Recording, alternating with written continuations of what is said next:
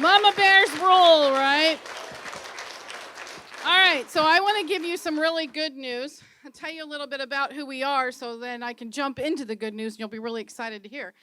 So Moms for America is a national movement of mothers to reclaim our culture for truth, family, freedom, and the Constitution. And I founded the organization in 2004.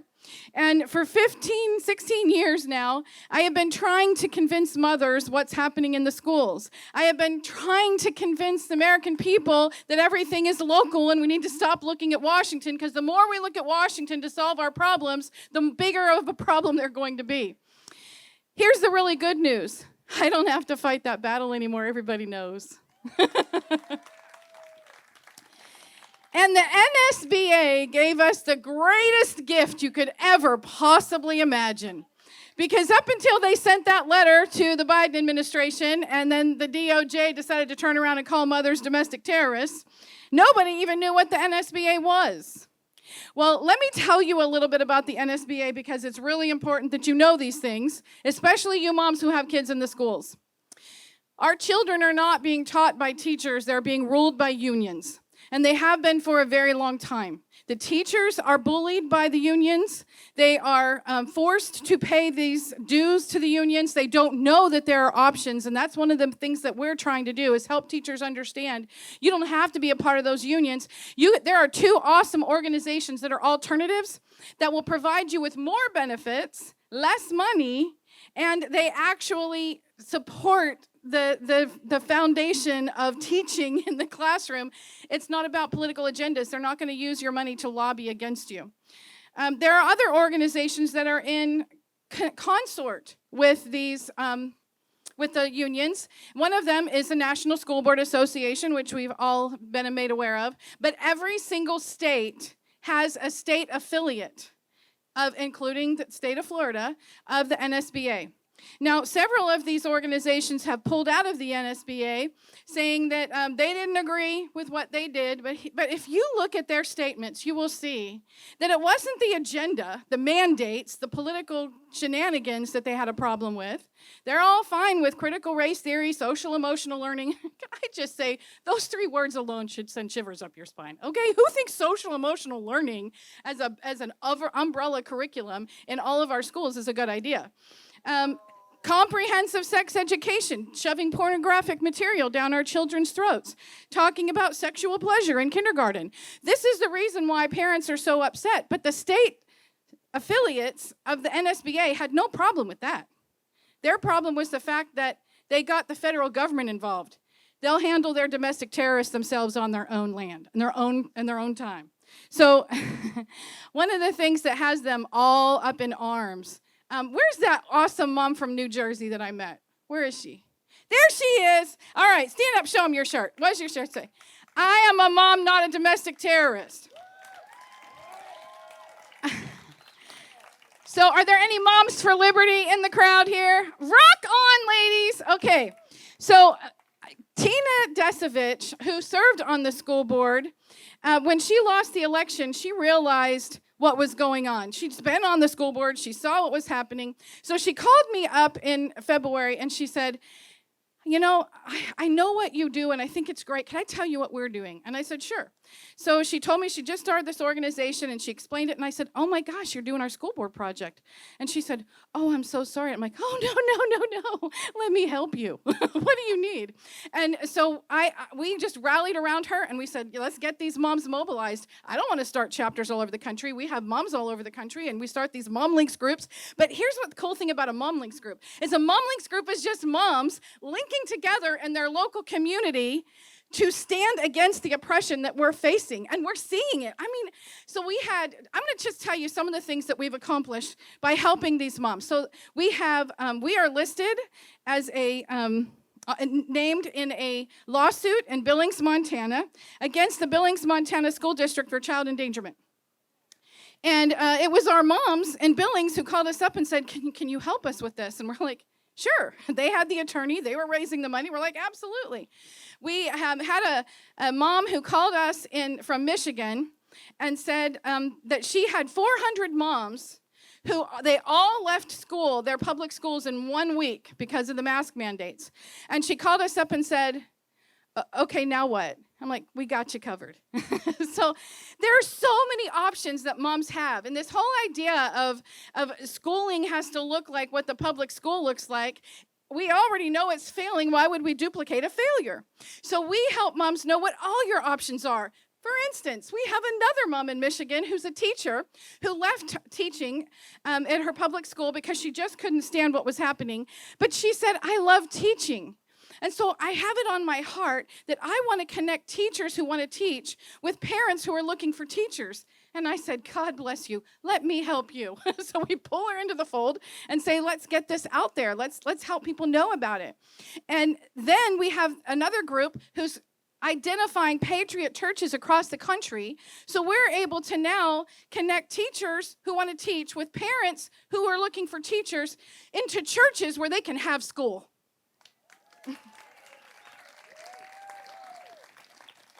So we're pretty proud of what we've been able to accomplish, but we also we have a major problem. A major problem with mandates. So we have a national network of 500,000 moms and rapidly growing. We're in all 50 states. We have state liaisons in most of them. We have mom links groups everywhere, and we promote Moms for Liberty groups. Please join them. We just need to link together, stand together, and support each other. But the core of what we do, what lights the fire under moms that gets them really excited, is the Cottage Meeting Project. The Cottage Meeting Project is affectionately termed Tupperware for Liberty. And what we do is we promote the principles of liberty through inspiring stories, examples moms can relate to, and it instantly resonates with them. Because the Constitution is really common sense.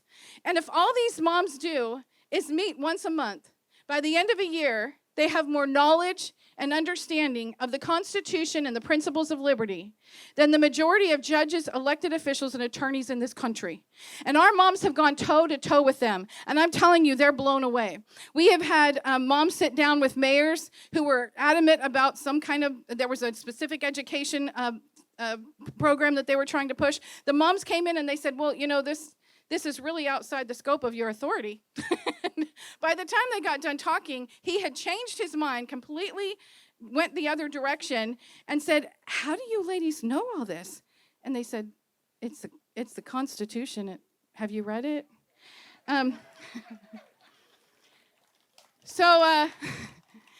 In 2018, I realized just how powerful mother's influence is. We were involved in the Kavanaugh hearing, and he's become a great disappointment, and sorry, I don't have a personal relationship where I'd certainly tell him how I feel. But we spent 3 weeks living in Washington, D.C., going door to door, talking to these different senators, helping them understand that there are two different voices here. It's not just one. And when they saw, when the women went crazy, and then they saw us going, they chose us. But here's the thing. Common sense really is common sense. So the whole entire time that they were asking, is Christine Blasey Ford credible? I was scratching my head going, why do they keep using that word? I actually had to look up in the dictionary to find out if I was looking at, misunderstood the meaning. No, I had it right. So the Wednesday before the vote that they were taking on that Friday, I was on Martha McCullum. And she asked me the same question everybody had been asking. Do you think she's credible? And I said, well, I think she's compelling, but without corroboration and substantiation, it's just a credible story. It's a compelling story. It's not credible. And so a couple hours later, I got a call from a friend at Fox News, and she said, do you have any idea what you've just done? And I'm like, oh, no, what did I do? And she said, nobody at Fox is using the word credible. They're all using the word compelling. The next day, every single Republican senator was using the word compelling. When Susan Collins got up to give her speech before her vote, compelling. So you wouldn't think that something as simple as that would make a huge impact, but I'm telling you that senator after senator told us until the mom showed up, it was DOA. It was not going to happen. That is the power of moms. And a few years ago, our family moved to a new state, and we found out that there was going to be even greater draconian laws on homeschoolers, and I'm a homeschool mom. And so if anybody's familiar with the homeschool community, you just push a button and it's like, pow, fire, So this mom movement, moms unite and get stuff done. So we showed up committee hearing in the state legislature. And the committee room holds like about 150 people, and it was standing room only. Every seat was taken. Moms were just filling in every inch of space. We're spilling out into the hallway. And I remember I was sitting in the middle of the second row, and the guy who was sitting beside the chairman leaned over, and he's like, with deer in headlights, "What's on the docket today?" And the chairman looked at him, and he said, "I don't know. All I got to say is whatever they want." We left with everything we want. So I had a mom who came to my house a couple of years ago, and she was distraught. Now, I'm going to tell you that most of the time, people are like, "Oh, there's that Kimberly. Isn't that cute?" And they're thinking, like, treat me like a helicopter parent, or I've just got a tinfoil hat, or whatever. But when that moment hits them where they know what's going on, they either call us, email us, or show up at my door. And this mother showed up at my door, tears streaming down her face. She had no idea what to do. Her daughter's teacher, her daughter was just barely 10 years old in 5th grade. And her teacher had told the parents, "Your children are at a higher reading level. And the school library doesn't have the higher reading level books that are at their level of reading. So we're going to put a classroom library in our classroom so that they can have access to higher reading level books." Let me tell you that higher reading level is a code word for violence and graphic sex. And they will tell you, they always use the nice flowery words. This mother, her little 10-year-old daughter, was exposed to a book with a graphic scene of a 12-year-old girl and an attempted rape of a 12-year-old girl by a 60-year-old man. And she said, "What should I do?" And I said, "I'll tell you what you do. You take that book to the school board meeting, and you spend your 3 minutes reading it." So we had all those moms in Loudon who showed up, and they were reading these books. Nobody would believe that this stuff was actually happening, right? Because we wouldn't do anything like that. They show up to read these books, and when it comes on TV, they got to bleep it out. You have to bleep out what our children have access to.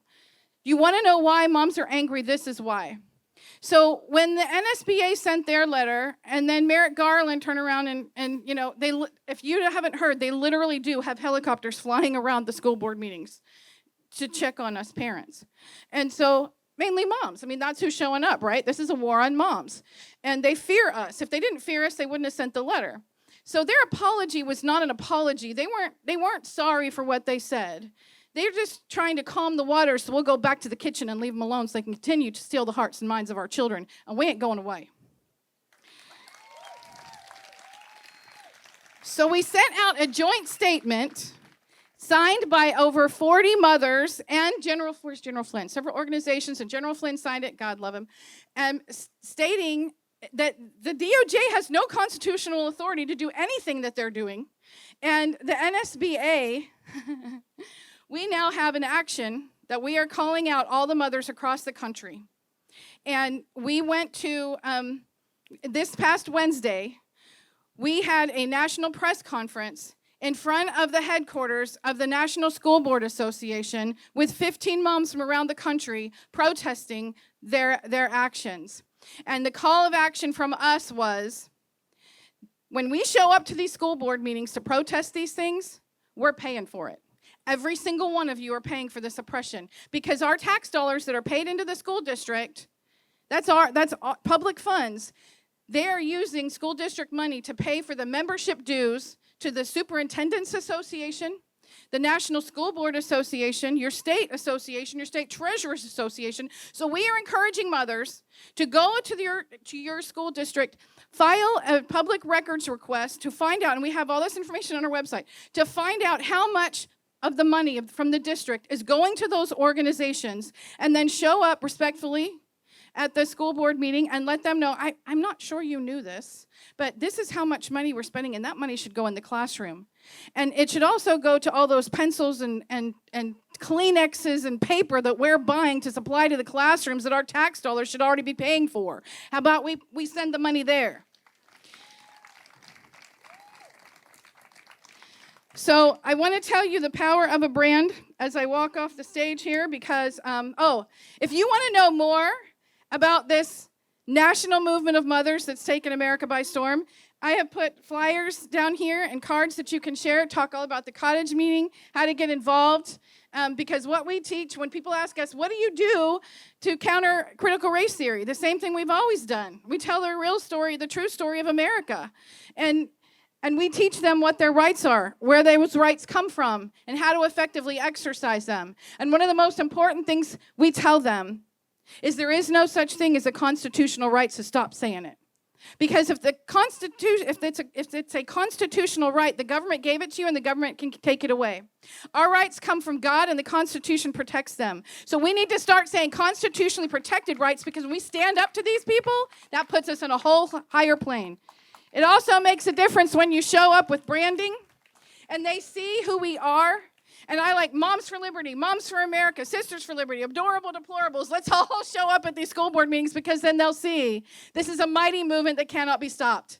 And I'm going to tell you the same thing that I tell everybody when I speak, because this is important. And it has to do with every single one of us. We all have children, grandchildren who are affected by this. And we have to stand up and take a stand. When my children and my grandchildren ask me, where were you when the republic was hanging in the balance, ready to fall, I am going to be able to tell them, I was right there, fighting to my last breath to save it.